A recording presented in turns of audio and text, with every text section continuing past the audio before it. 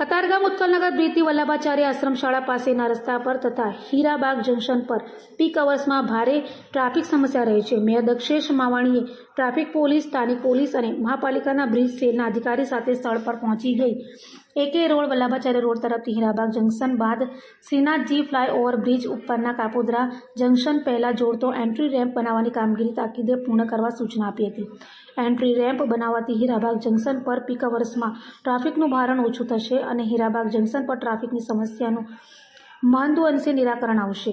ગત November 2024માં શાસકોએ Shrinathji bridge પર Kapodra junction પહેલા એન્ટ્રી રેમ્પને 18 માસની સમયાવધિમાં કામગીરી સોંપતો ઠરાવ કરવામાં આવ્યો હતો. બ્રિજની લંબાઈ 556.83 મીટર, પહોળાઈ 6.50 મીટર તેમજ 16.43 કરોડ ખર્ચે કામગીરી સોંપવામાં આવી હતી. એન્ટ્રી રેમ્પને 1 વર્ષ ઉપર સમય થઈ ગયો છે, પરંતુ કામગીરી ધીમી ચાલતી હોય વધુ 10 મહિના જેટલો સમય થઈ જાય તેમ છે.